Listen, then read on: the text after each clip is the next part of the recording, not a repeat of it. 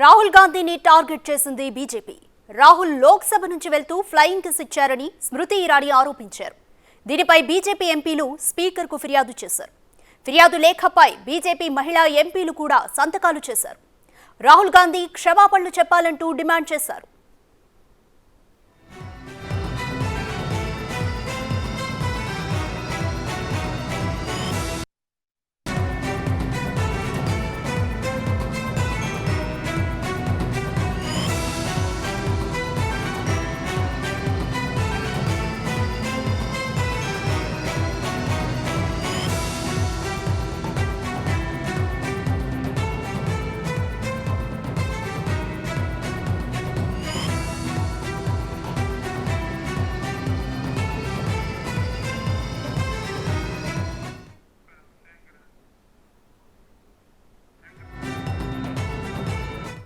రాహుల్ గాంధీని టార్గెట్ చేసింది బీజేపీ. రాహుల్ లోక్సభ నుంచి వెళ్తూ ఫ్లయింగ్ కిస్ ఇచ్చారని స్మృతి ఇరానీ ఆరోపించారు. దీనిపై బీజేపీ ఎంపీలు స్పీకర్కు ఫిర్యాదు చేశారు. ఫిర్యాదు లేఖపై బీజేపీ మహిళా ఎంపీలు సంతకాలు కూడా చేశారు. రాహుల్ గాంధీ క్షమాపణలు చెప్పాలంటూ డిమాండ్ చేశారు.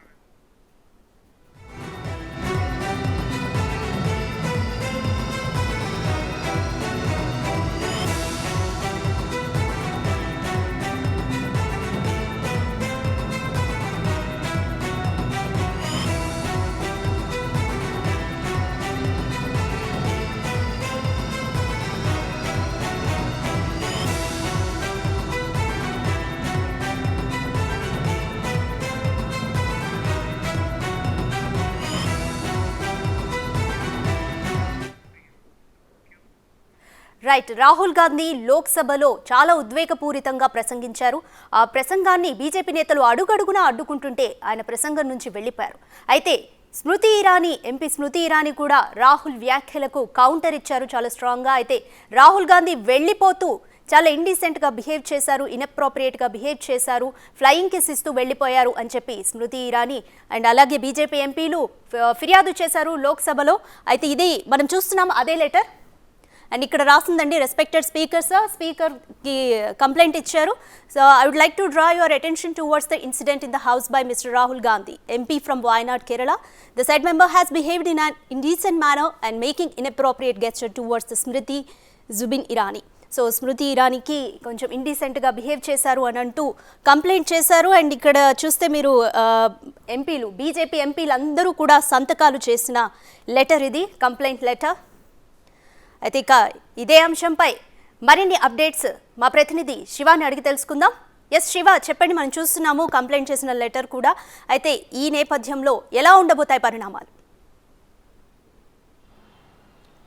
రైట్ రాధిక, ఇక మొదటి నుంచి ఈరోజు అవిశ్వాస తీర్మానంపై రాహుల్ గాంధీ చర్చ ప్రారంభించిన మొదటి నిమిషం నుంచే రాహుల్ గాంధీకి అడుగడుగున అడ్డు తగులుతూ రాహుల్ గాంధీ టార్గెట్ చేస్తూ కూడా వారు వ్యాఖ్యలు చేస్తున్న పరిస్థితి నెలకొంది. దాదాపు రాహుల్ గాంధీ ఈ ప్రసంగం చేసిన అర్ధగంట సేపు కూడా వారు అడుగడుగున అడ్డు తగులుతూ ఉన్నారు. ఇటు మణిపూర్ అంశం సంబంధించి కానీ, అంటే రాహుల్ గాంధీ ప్రసంగం ప్రారంభించిన సందర్భంలో వాళ్ళు నినాదాలు చేస్తున్న సందర్భంలో మీరు ఎవరికి భయపడాల్సిన అవసరం లేదు, నేను ఈరోజు అదానీ గురించి మాట్లాడడం లేదు అనేది ప్రధానంగా ఆయన వ్యంగ్యాస్త్రాలు సంధిస్తూ వారిని ఉద్దేశించి మాట్లాడుతూ మీరు ఎవరు భయపడాల్సిన అవసరం లేదు, నేను దేశం గురించి, దేశంలో జరుగుతున్న అన్యాయం గురించి మాట్లాడుతానంటూ రాహుల్ గాంధీ తన ప్రసంగాన్ని ప్రారంభించారు.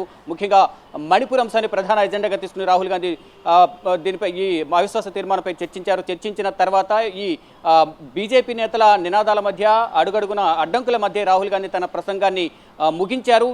ఇక ప్రధాన ఆరోపణ ఈ స్మృతి ఇరానీ, కేంద్ర మంత్రి స్మృతి ఇరానీ రాహుల్ గాంధీపై ఒక కీలక ఆరోపణ చేస్తున్నారు. వెళ్తూ తన వైపు చూసి ఫ్లయింగ్ కిస్ ఇచ్చారనేది స్మృతి ఇరానీ ఆరోపణ చేస్తున్నారు. ఈ నేపథ్యంలోనే మహిళా మంత్రులందరూ కూడా, ఎవరైతే కేంద్ర ఎంపీలు ఎవరున్నారో, బీజేపీ ఎంపీలు ఎవరైతే ఉన్నారో వారందరూ కూడా స్పీకర్ ఓం బిర్లాకు ఒక కంప్లైంట్ చేశారు. ఆ కంప్లైంట్ లెటర్ మీద మొత్తం మహిళా ఎంపీలందరూ కూడా సంతకాలు చేసి కంప్లైంట్ చేశారు. అయితే అది వాస్తవమా కాదా అనేది కూడా తెలియాలంటే ఆ లోక్సభ ఫుటేజ్ మాత్రం తీసి చూడాల్సి ఉంటుంది.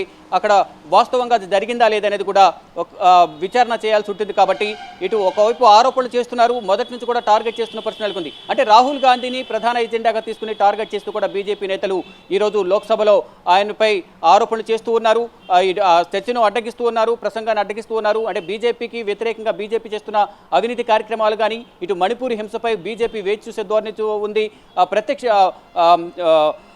ఇటు ప్రేక్షక పాత్ర పోషిస్తోంది మణిపూర్ అంశంపైన అనేది ప్రధానంగా రాహుల్ గాంధీ ఆరోపిస్తున్నారు. నేను కూడా వెళ్ళి వాళ్ళందరినీ పరామర్శించి వచ్చాను, వారందరితో మాట్లాడాను, వారందరితో మాట్లాడిన సందర్భంలో అనేక బాధలను, వారి యొక్క ఆవేదనను వాళ్ళందరూ కూడా తమకు చెప్పారు అనేది కూడా ప్రధానంగా రాహుల్ గాంధీ అక్కడ ప్రస్తావించారు. ఇటు భారత్ జోడో యాత్ర గురించి కూడా ప్రస్తావించారు. రాహుల్ గాంధీ భారత్ జోడో యాత్ర చేస్తున్న సందర్భంలో బీజేపీ నేతలు ఏ విధంగా ఎగతాళి చేశారు దాని గురించి కూడా ప్రస్తావించారు.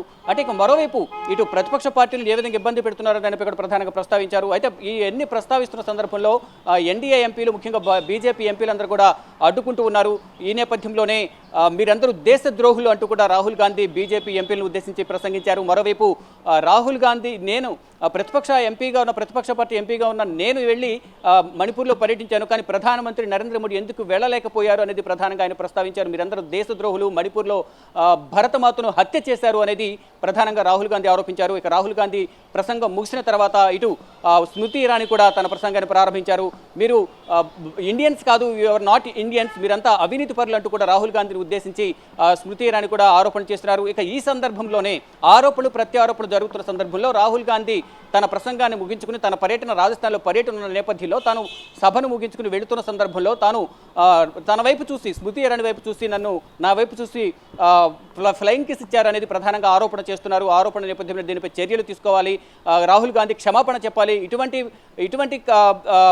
ఈ కిస్సులు, అది ఫ్లయింగ్ కిస్ ఇచ్చే ఆనవాయితీ అనేది కానీ ఇటువంటి సందర్భాలు ఎప్పుడూ జరగలేదు, కానీ ఇది కొత్త పోకడతో పోతున్నారు రాహుల్ గాంధీ అనేది ప్రధానంగా బీజేపీ మహిళా ఎంపీలు ఆరోపిస్తున్నారు. ఇటు కొద్దిసేపటి క్రితం మీడియాతో కూడా మాట్లాడారు.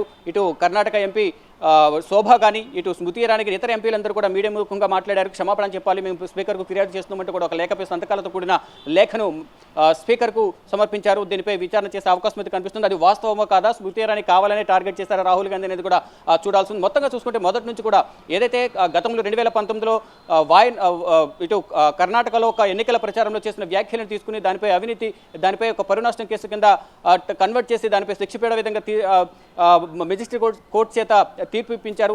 దాని తర్వాత హైకోర్టుకు వెళ్లారు. హైకోర్టులో కూడా దానికి కింద కోర్టు ఇచ్చిన తీర్పు సమర్థించారు. తర్వాత సుప్రీంకోర్టును ఆశ్రయించిన నేపథ్యంలో ఇది కావాలని చేసిన వ్యాఖ్యలు కాదంటూ కూడా అభిషేక్ మను సింఘ్వి వ్యాఖ్యానించారు. రాజకీయ వ్యాఖ్యలను క్రిమినల్ ఆస్పిరెంట్లో చూడొద్దంటూ కూడా కోర్టుకు తెలియజేసిన నేపథ్యంలో ఇటు కోర్టు కూడా ఇప్పుడు రాహుల్ గాంధీకి అనుకూలంగా స్పందించింది. అంటే ఈ యొక్క 2 సంవత్సరాలు జైలు శిక్ష విధించడం అనేది రాహుల్ గాంధీ రాజకీయ భవిష్యత్ మీద ప్రభావం చూపే అవకాశం ఉంది. కాబట్టి ఇది అంత తీవ్రత కలిగిన కేసు కాదు అనే ఈ నేపథ్యంలోనే అంటూ కూడా ఆయన ఊరటని ఇస్తూ, అంటే స్టే విధించింది. ఏదైతే గుజరాత్ హైకోర్టు కానీ సెషన్స్ కోర్టు, మెజిస్ట్రేట్ కోర్టు ఇచ్చిన తీర్పులపై స్టే విధించింది.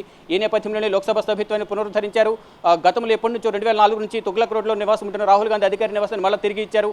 నిన్న నుంచి కూడా లోక్సభ సమావేశాలు పాల్గొంటున్నప్పటికీ నిన్న రాహుల్ గాంధీ ప్రసంగం ఉంటుందని అందరూ ఎదురు చూశారు. కానీ ఈ రోజు 12 గంటలకు రాహుల్ గాంధీ తన ప్రసంగాన్ని స్టార్ట్ చేసి అధికార పార్టీపై విమర్శనాస్త్రాలు సంధించారు. ఈ సందర్భంలో పలుమార్లు అడుగడుగున అడ్డుకుంటున్న నేపథ్యంలోనే ఇటు భారతదేశంలో భరతమాతను మణిపూర్లో హత్య చేశారు బీజేపీ నేతలు అనేది ప్రధానంగా ఆయన విమర్శలు చేశారు. ఈ విమర్శలన్నీ దృష్టిలో పెట్టుకుని ఏదో ఒక ఆరోపణ రాహుల్ గాంధీపై చేయాలనే ఉద్దేశంతో ఇటువంటి ఆరోపణ చేస్తున్నారనేది కాంగ్రెస్ నేతలు తెలుపుతున్న పరిస్థితులు. మొత్తంగా చూసుకుంటే తన ప్రసంగాన్ని తను మాట్లాడాల్సిన మాటలన్నింటినీ కూడా రాహుల్ గాంధీ తన ప్రసంగం ద్వారా తెలియజేసి బీజేపీపై విమర్శలు చేసి ఇటు మణిపూర్ అంశాన్ని ప్రధాన ఎజెండాగా తీసుకుని మణిపూర్లో ప్రధాని నరేంద్ర మోడీ ఎందుకు పర్యటించడం లేదు దాని గురించి వివరణ ఇవ్వాలనేది ప్రధానంగా రాహుల్ గాంధీ లోక్సభ ముఖంగా బీజేపీ నేతలపైన ప్రధాని నరేంద్ర మోడీపై వ్యాఖ్యానించారు. మరోవైపు రాహుల్ గాంధీ ఇటు ప్రధాని నరేంద్ర మోడీ ఒక రావణుడితో కూడా పోల్చారు. అంటే రావణుడు గతంలో ఇద్దరి మాటలు వినేవారు, ఇప్పుడు ప్రధాని నరేంద్ర మోడీ కూడా ఇటు అదానీ అలాగే ఇటు అమిత్ షా మాటలు మాత్రం వింటున్నారు, వారు ఏ చెప్తే అదే వింటున్నారంటూ కూడా ఇటు రావణుడితో పోల్చుతూ కూడా